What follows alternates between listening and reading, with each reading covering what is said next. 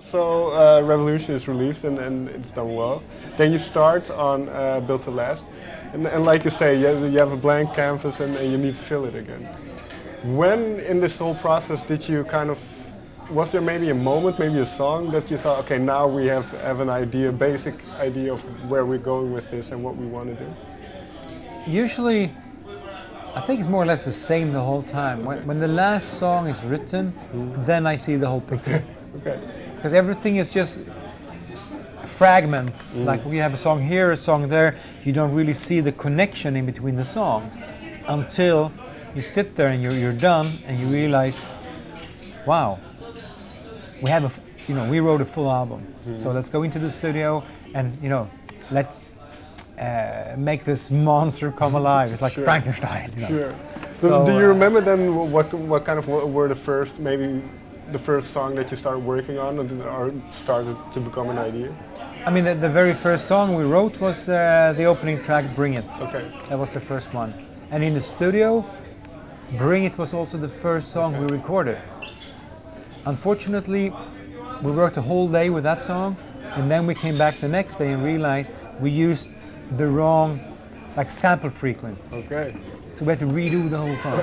Okay. And that pissed me off. Let me tell you that, because I was so satisfied with the outcome of my voice.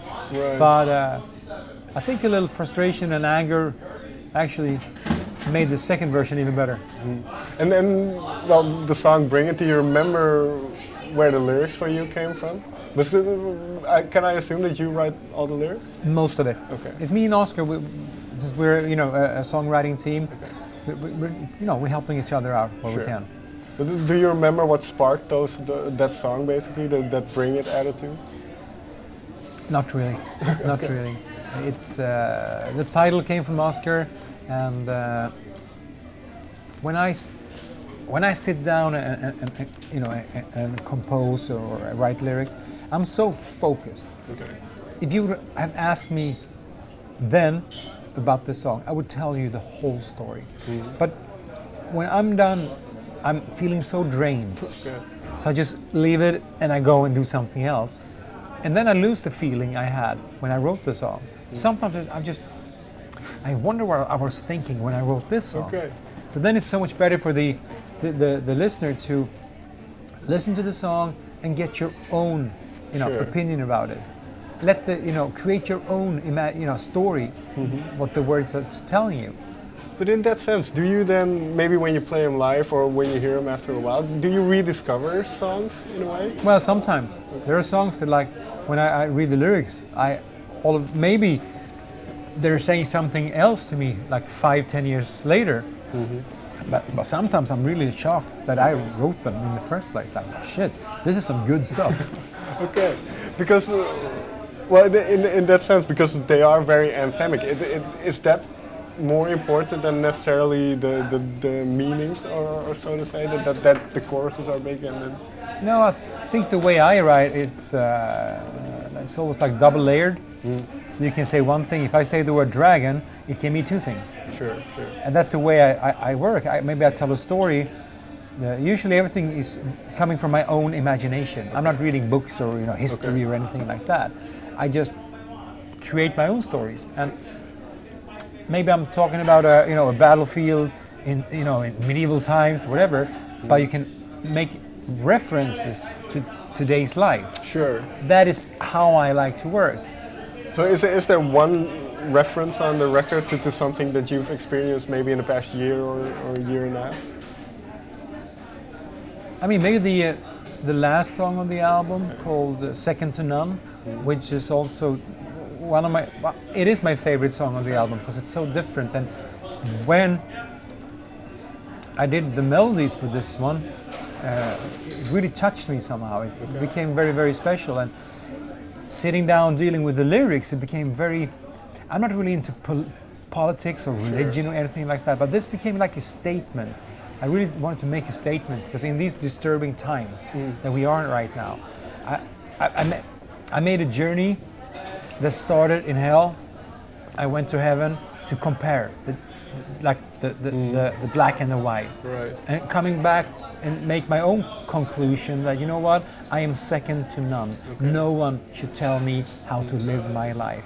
And because of, the only God I have is myself.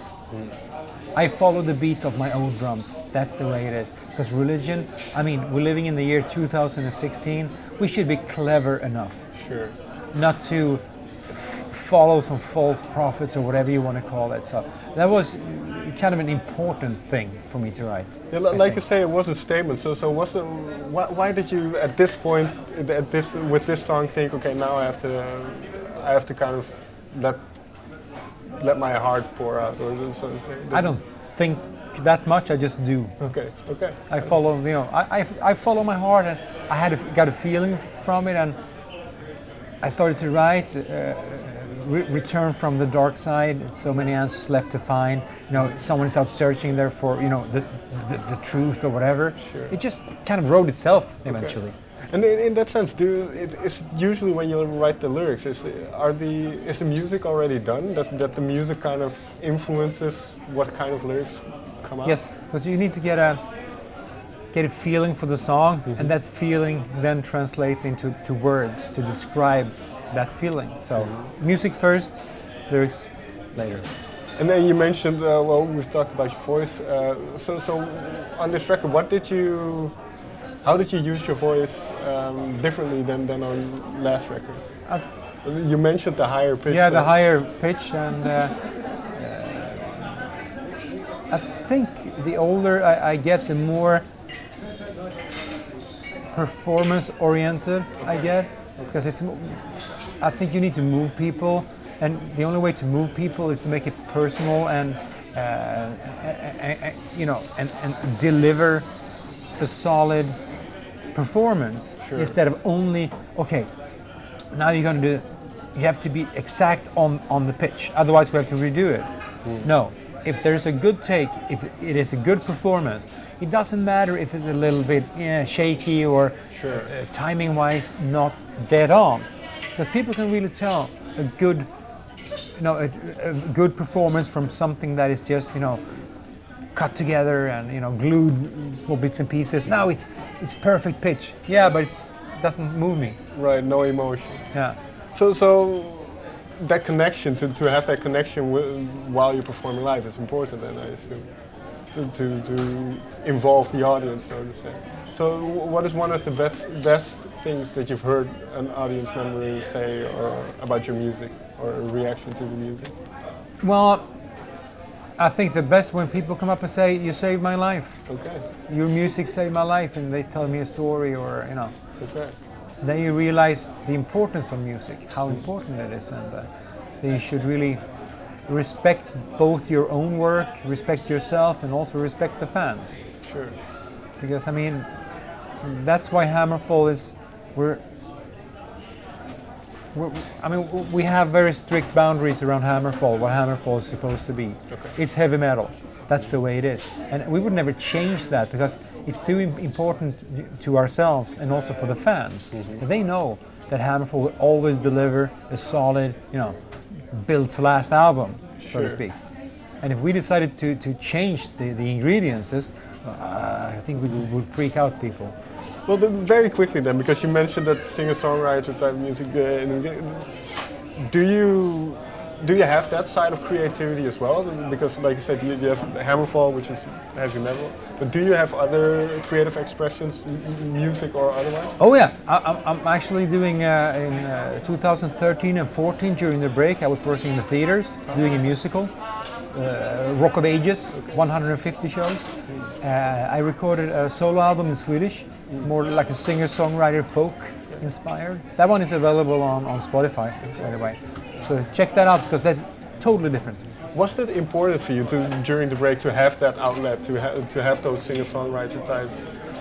That was the only thing I wanted to do at that time, but then everything else happened. Okay. I wanted to have a break, but I never worked as hard as I did for those months, 18 months. I was busy. and well, you say singing in Swedish. Is that something that you missed in a sense, or because? Not in metal, Okay. but it's in general, it's easier to express yourself in Swedish, and it's also harder to make things sound cool in your native language. In English, hey, throw in a sword and dragon, and Sure. you're, you know, Sure. you're there. But in Swedish, you need to be very, very careful. It's very personal. Okay. Finally, then, well, you mentioned already, "Built to Last," the album title. When in the whole process did that album title come up? I think I asked Oscar at a certain point, okay, give me your 2 cents on the title. And he's been thinking a lot, and he had like an idea about the whole thing. He said, you know, blah, blah, blah, "Built to Last." And he told me, well, he lectured me. Okay. And I said, yes, you got me at hello. You know, Okay. yeah. No, so I think "Built to Last" is a statement, a double-layered statement, also describing the career of Hammerfall, but also the album itself. Because, well, like you say, you need to try to make time with music, but then also you've been doing this for over 20 years, so yeah. How do you look back? And this is going to be a difficult question, but how do you look back at what you've done, and with your mind on the future? Well, sitting here is just if you sum things up. If you sum up the past 19, 20 years, that's why I sit here. Because without these albums, this would never happen. Right. And even though I can sometimes wonder, I wonder what we was, thinking back then when we wrote this. Well, back then it was where we were in our career. We didn't know better. Well, that was kind of in between every album you grow. Sure. As a person, Sure. as a musician, as a songwriter. And it's been a roller coaster ride, one hell of a ride, and I wouldn't change anything. Funny thing is, I was talking to someone today about that. If we would take away "Glory to the Brave," let's say this album would never have been written, and that would have been album number 10. Right. If we start to write this album now, it would sound totally different from it did back then. So finally then, yeah, in that sense, do you think then that you are as good as your latest album? I mean, when it comes to live performances, album sales, that is of course true. But when you have 10 albums in your back pocket, maybe if you release a bad album, you just shake a little, but you still, you have a status as a band, and I think even though Hammerfall might not survive as a band for another 20 years, I don't know, this is just speculation. Sure. I know the music will live much, much longer than the band itself. Sure. So it's, you're never bigger than your latest hit. Well, yes, when it comes to live performances. Okay. You're not going to get the headline slot at a big festival if your album, doesn't really sell well. But then, of course, you have bands that are headlining festivals, even though they're just releasing a fart. I mean, Sure. they can, it doesn't really matter what they do. They still are the headliners. Sure. I mean, when you reach that position, I mean, that is good. I mean, we're at a different level, but still, it gets maybe it's a little shaky if we do something weird or bad, but we're still gonna, keep a good standard, or no, a good level. Thank you very much for your time. Well, thank you very much for having me. Thank you.